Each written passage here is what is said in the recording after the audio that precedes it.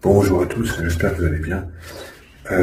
Bon, tant que vous voyez, je suis un petit peu fatigué, mais c'est normal parce que je viens de passer 2 jours assez intenses. En gros, j'ai eu 40 ans, le 27 juin.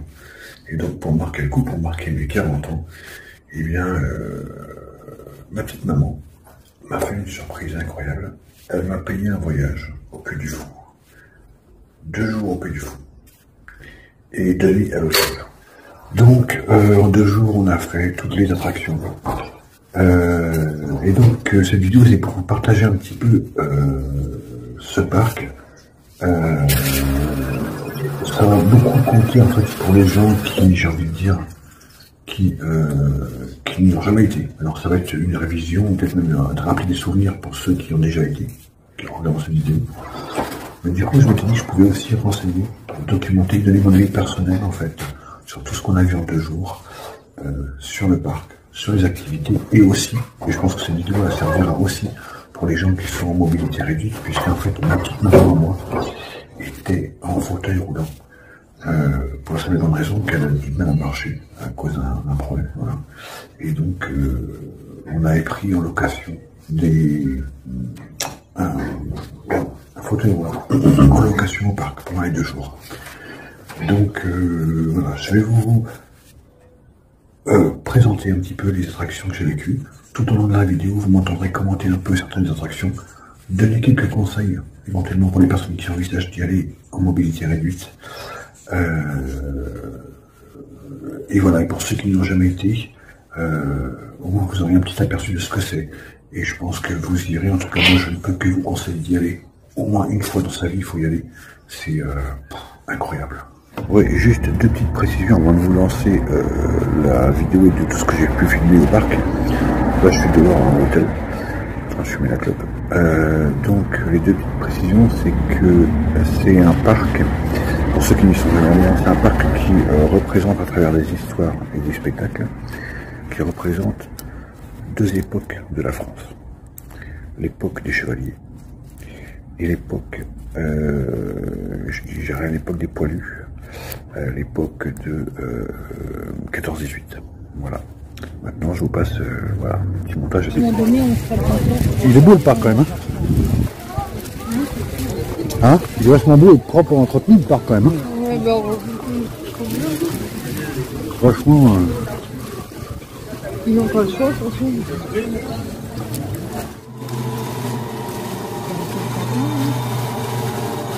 est beau, hein.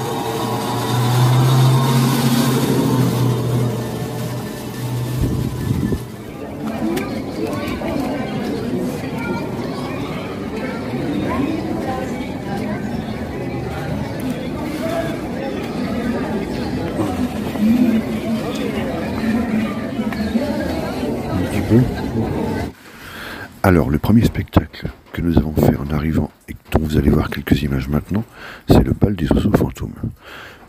Mon conseil pour les personnes en situation de handicap, vous allez arriver par un accès spécifique et vous allez avoir la possibilité d'aller soit à droite, soit à gauche.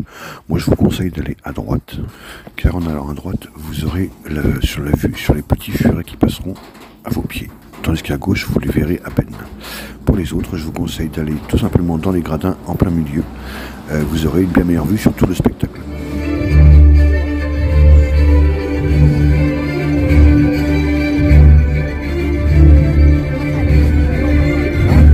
C'est impressionnant.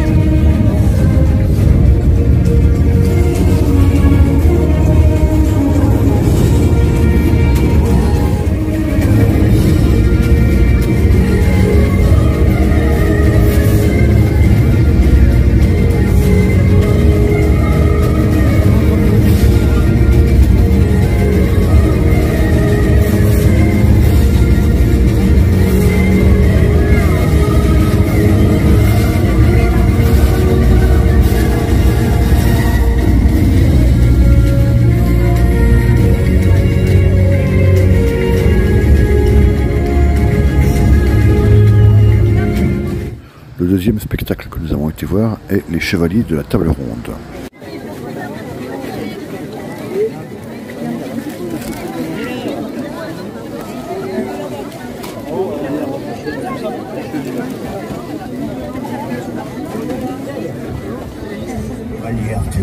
Merlin, le roi est mort. Qui sera donc le roi? Toi, Arthur, tu seras le roi. Moi? Va vers le rocher là-bas et retire l'épée Excalibur. Alors tu seras le roi.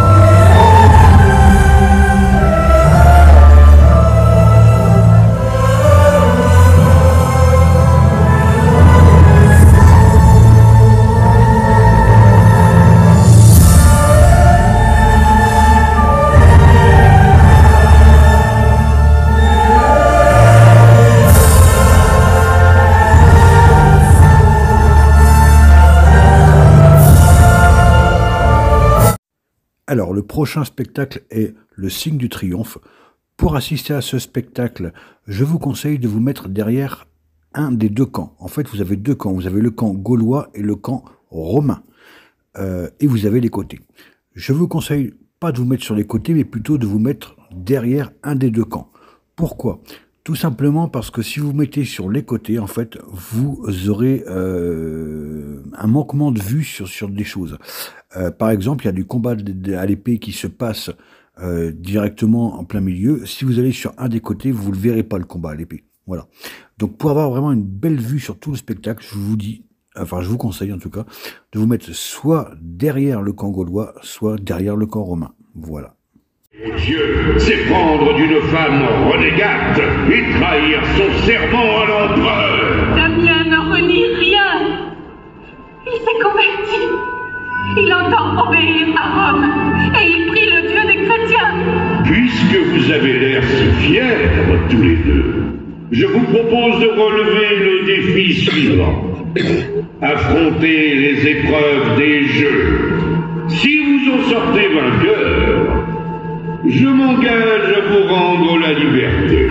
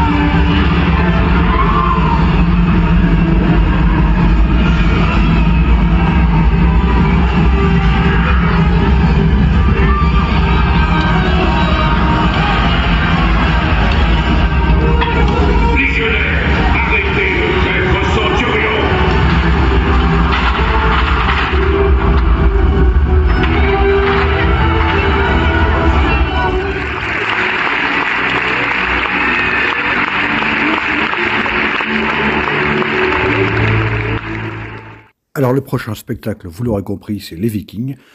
Pour les Vikings, vous allez arriver par la droite et vous avez tout de suite des bancs, tout de suite sur votre droite en arrivant. Moi, je vous conseille d'avancer et de vous mettre au milieu. Les personnes en situation de handicap seront en bas, donc aux premières loges, j'ai envie de dire, parce que c'est là qu'on voit quand même le mieux. Et les personnes qui sont valides, moi, je vous conseille de vous mettre sur l'estrade au milieu.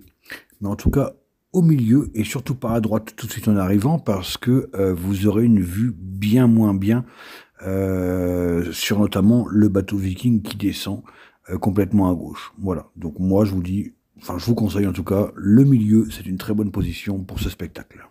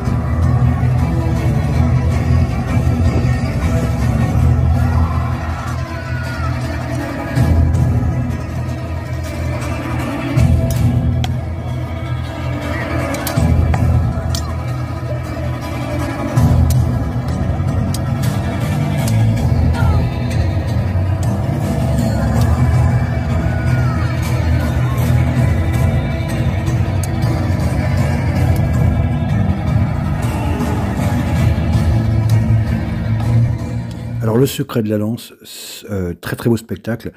Les personnes à mobilité réduite seront forcément au sol, ce qui est normal. Malheureusement, c'est vrai que c'est pas la meilleure des vues. Moi, la meilleure des vues, je conseille toujours le milieu et un peu plus en hauteur, quoi. Voilà. Si vous êtes un peu plus en hauteur, vous aurez une meilleure vue sur le spectacle.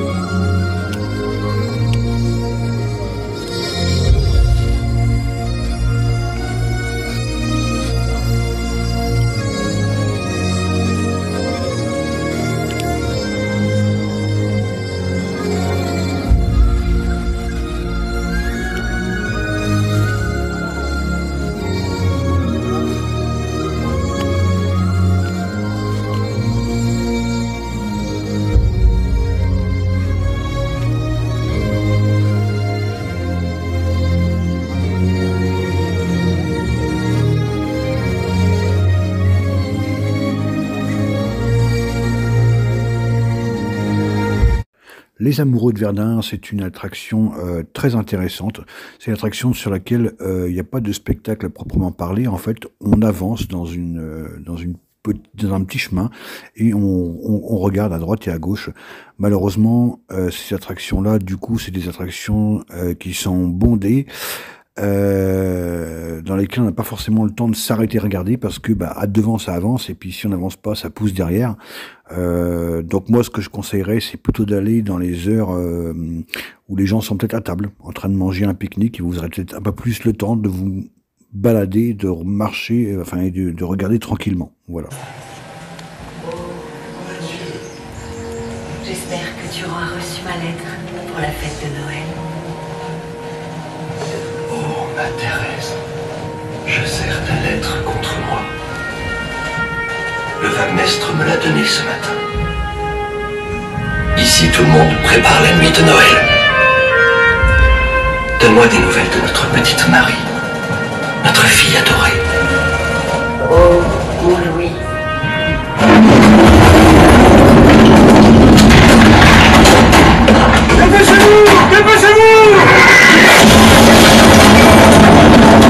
J'espère que tu manges bien au moins. On mange de la viande.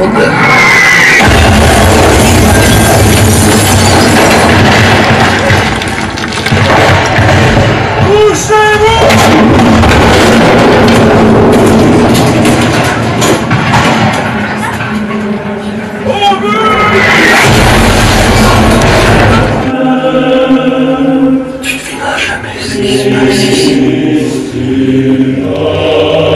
Plus de bruit, plus de mitrailleuses, des deux côtés. Tout le monde chante. C'est Noël.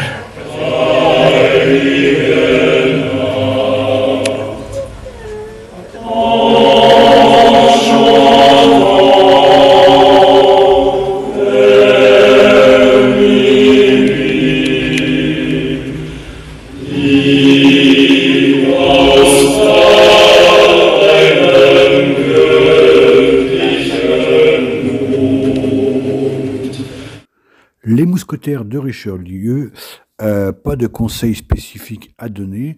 En revanche, qui serait toujours le même, c'est de se placer, d'essayer de se placer au milieu, parce que si vous vous placez tout à droite, bah vous aurez peut-être une vue difficile sur ce qui se passe à gauche et inversement. Donc voilà, simplement essayez de se placer au milieu et vous aurez une vue globale sur toute la scène, ce qui rendra votre spectacle meilleur.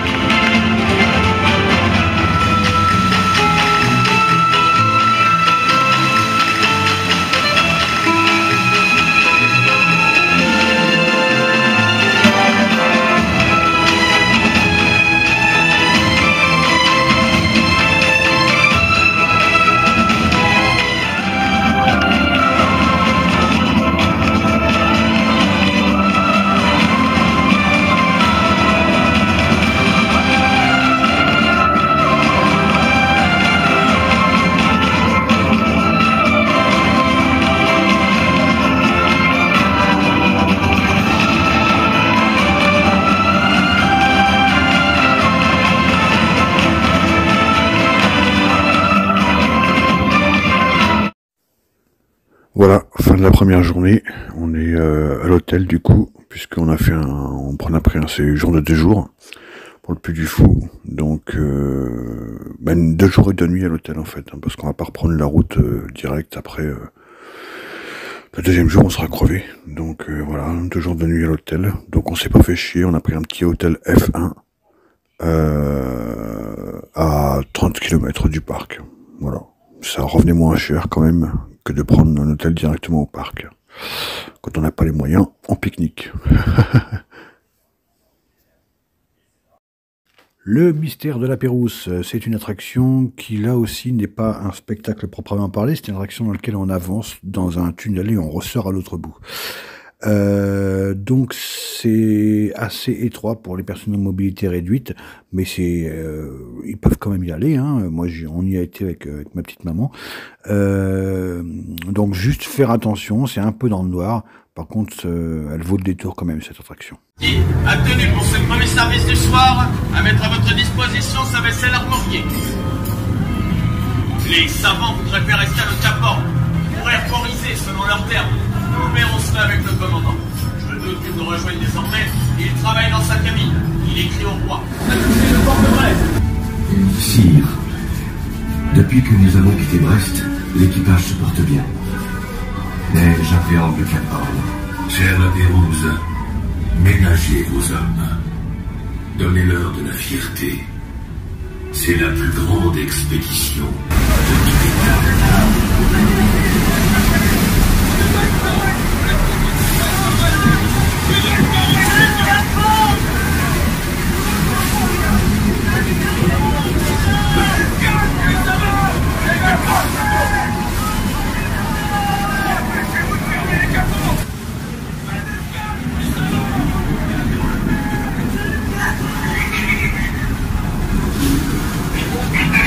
Sire, nous sommes arrivés en ce matin du 22 février 1786 à la Conception.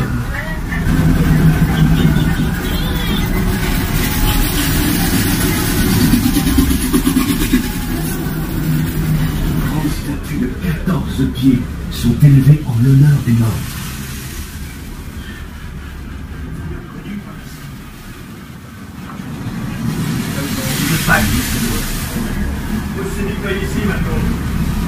De grandes statues de 14 pieds sont élevées en l'honneur des morts.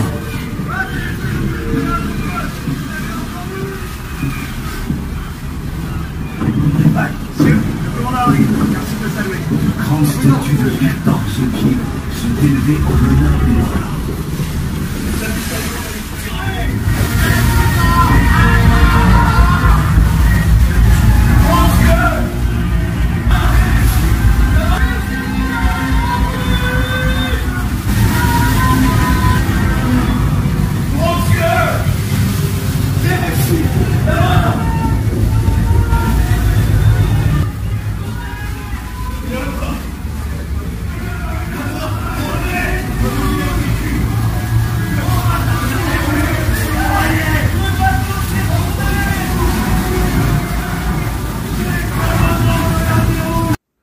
Le mime et l'étoile. Alors habituellement, je conseille toujours d'aller au milieu. Alors là, bien sûr, il faut toujours, pour avoir une meilleure vue, il faut quand même toujours aller au milieu.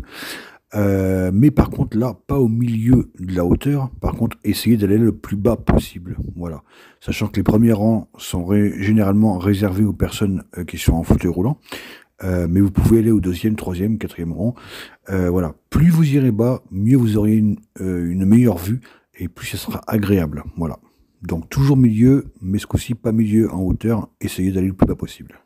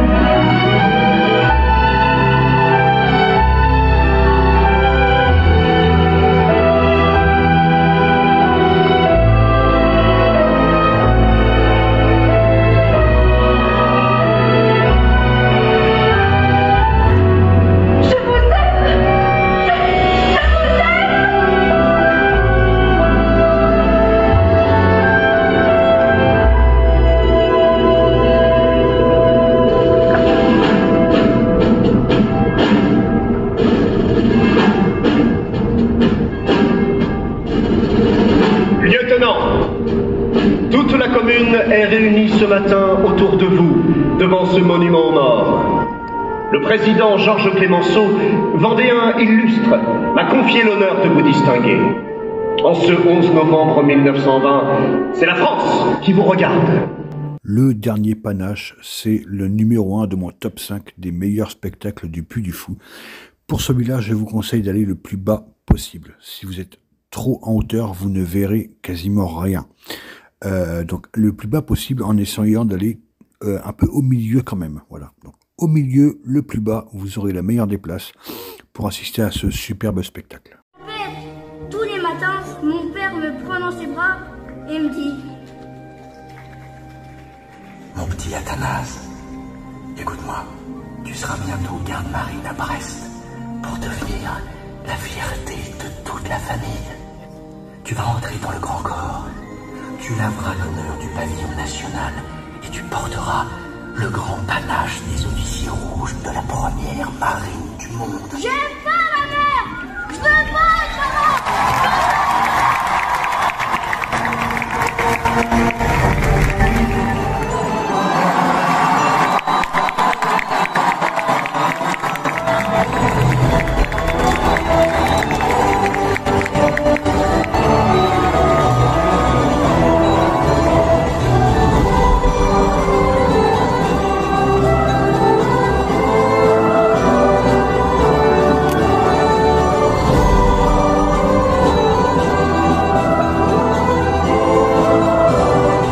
Voilà 3 ans que je me suis retiré chez moi. Un beau matin de mars 1793, à la porte de mon logis, je vois s'avancer un hérissement de faux retournés et une foule de métayers armés de bâtons et de piques. Les paysans ont besoin de généraux pour les mener au combat. Ils sont gens d'ouvrage, pas gens de guerre. Ils m'appellent l'amiral. Ils viennent me chercher. Je n'ai pas le choix. J'accepte. Les cœurs exultent. Les âmes se trempent. Les sabots claquent. L'armée des piques se met en marche.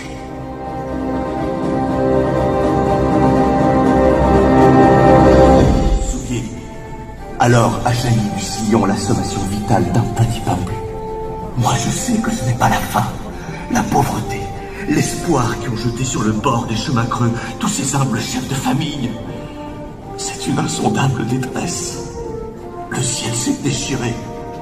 Ils sont partis avec le fusil de chasse. C'est l'embuscade.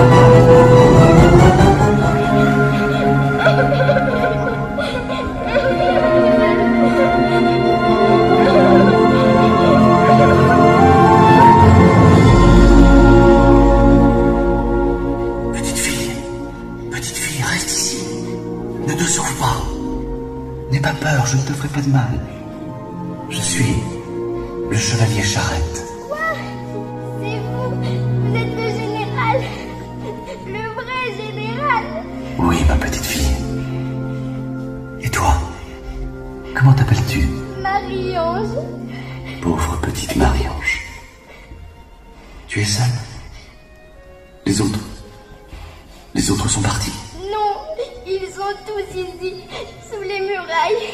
Papa, maman, mon petit frère, tous meurent.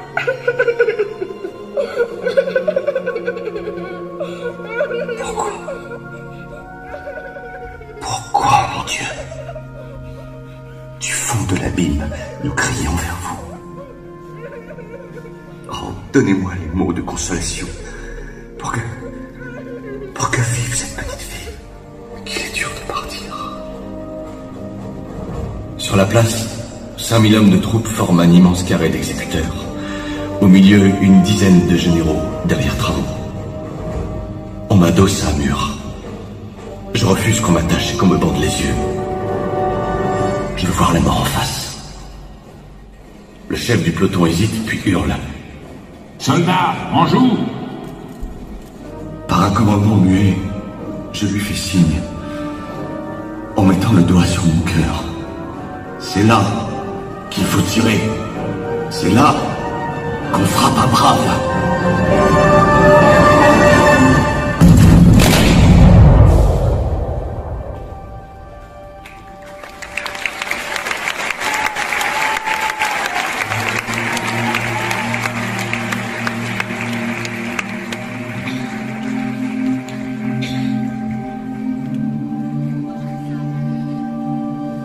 La cinécénie, c'est le spectacle de fin, le spectacle en plus du parc qu'il faut prendre. C'est un superbe spectacle qui vaut vraiment le coup.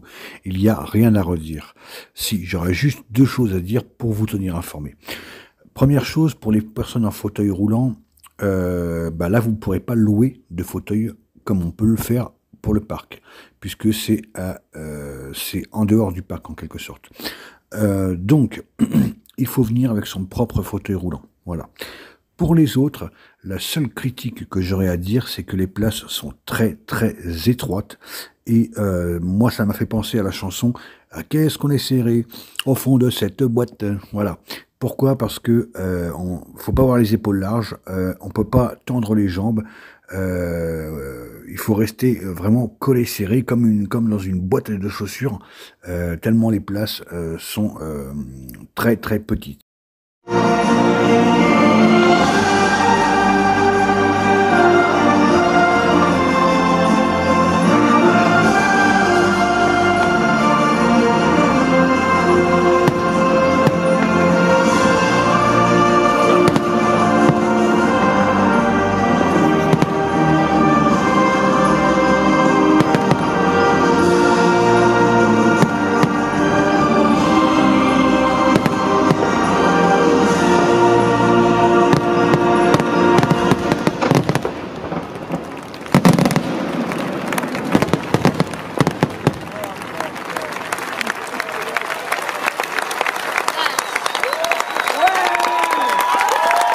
Donc, vous avez vu cette petite vidéo qui a résumé quelques attractions, parce que je n'ai pas pu montrer toutes les attractions qu'on a faites, pour la simple et bonne raison que sinon la vidéo aura fait 2 heures.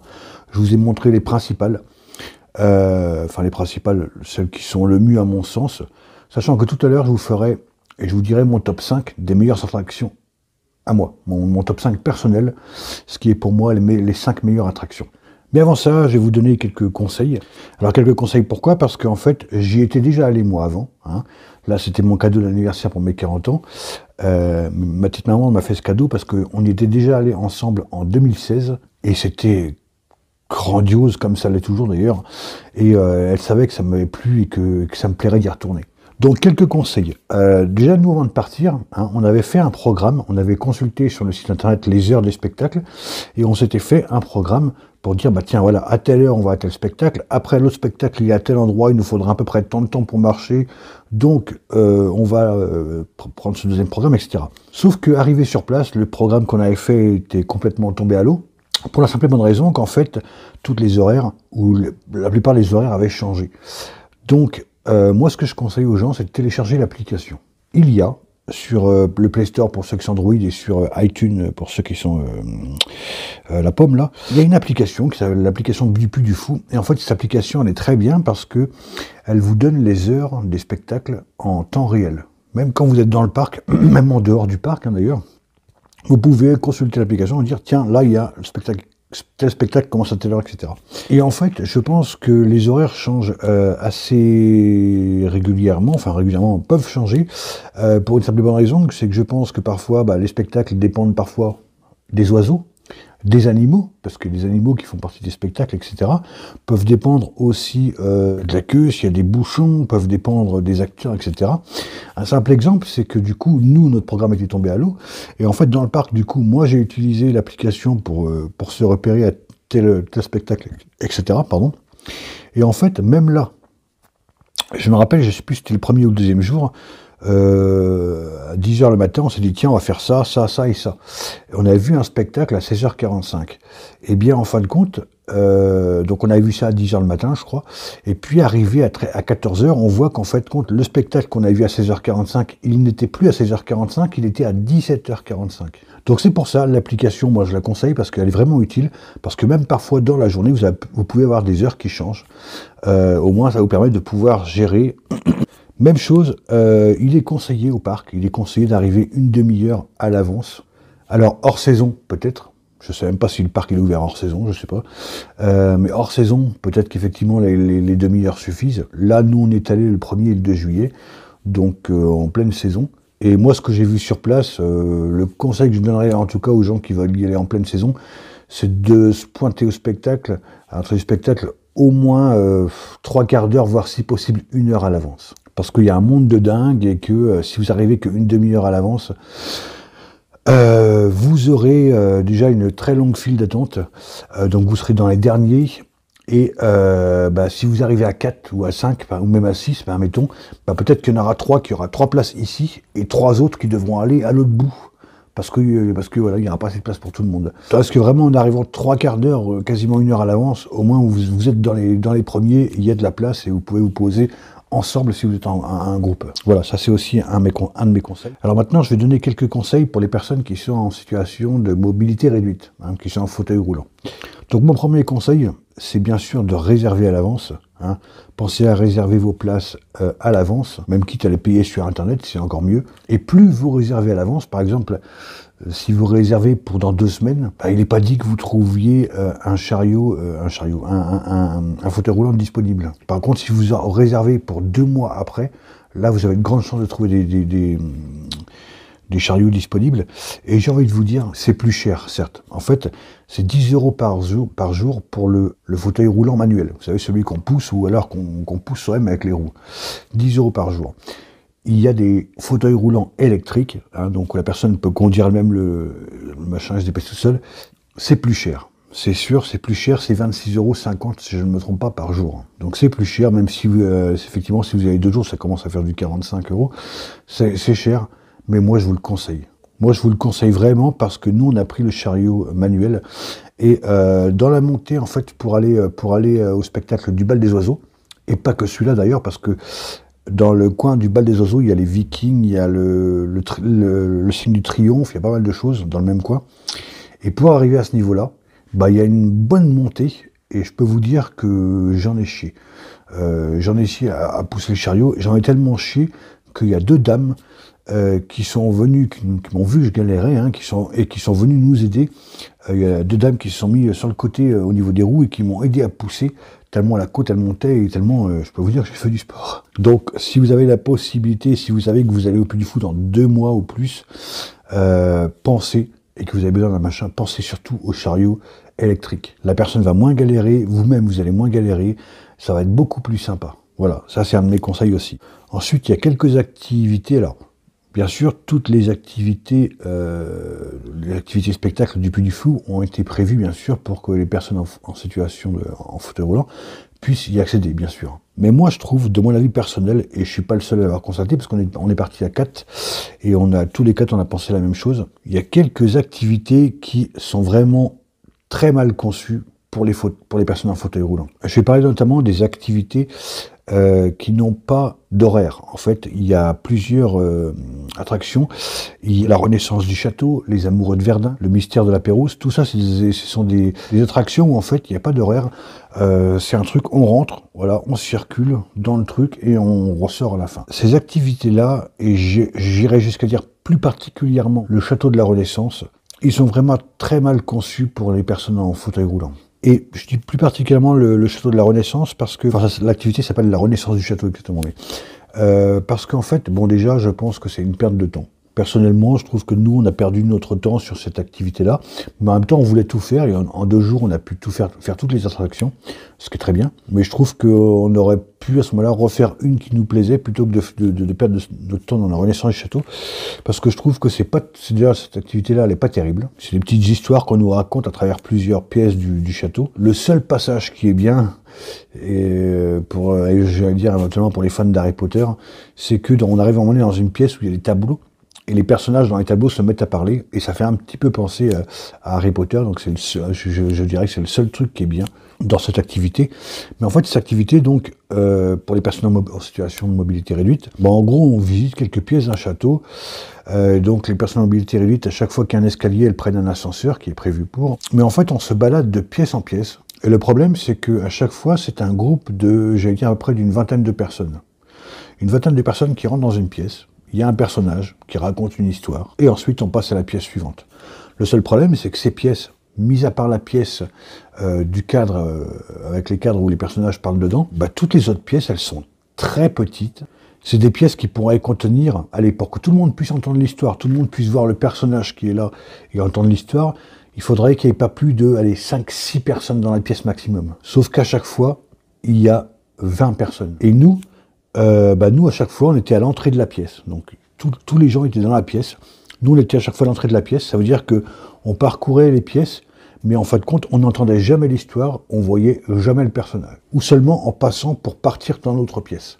Donc, la visite de la Renaissance du château, on n'a rien entendu, on n'a rien vu, on n'a rien... Donc, mon conseil pour les gens qui n'y sont jamais allés et qui se trouvent en fauteuil roulant, perdez pas votre temps à faire la Renaissance du château.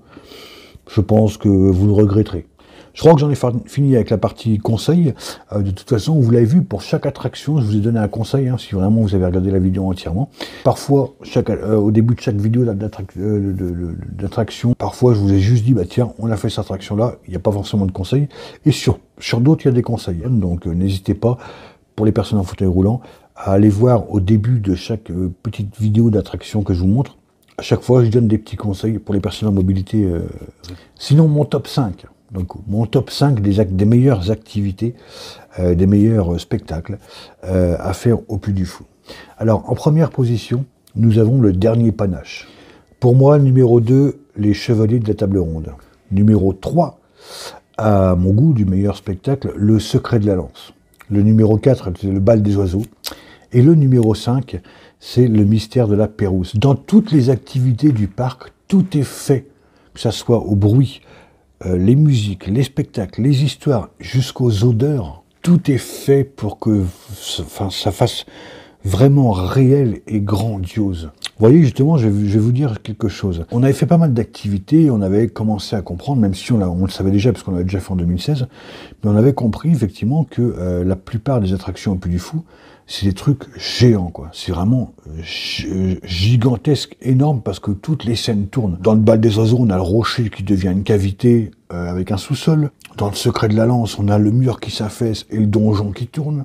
Dans le dernier panache, c'est carrément l'estrade où on est assis qui tourne et qui monte et qui descend. Tout est fait en grandiose. Et à un moment donné, on arrive dans un spectacle qui s'appelle Le Mime et l'Étoile. Donc c'est une petite salle de théâtre, Le Mime et l'Étoile. Et là, on se dit, voilà, on va assister à un petit théâtre, en fait, comme un petit théâtre, où les gens vont faire un petit sketch, un petit machin, en ne disant rien, parce que c'est du mime. D'ailleurs, quand on arrive dans cette salle, on voit un petit décor de théâtre.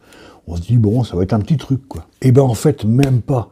Même là, le décor se met à changer. Ça avance, ça recule.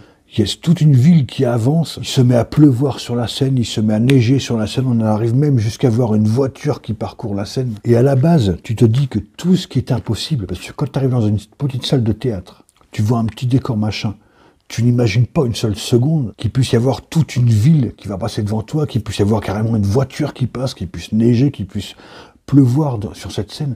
Tous les trucs, tu te dis, c'est absolument impossible. Eh ben non, en fait, au Puy du Fou, rien n'est impossible. Tout ce qui est impossible, en fait, tout ce qui est impossible se produit au Puy du Fou.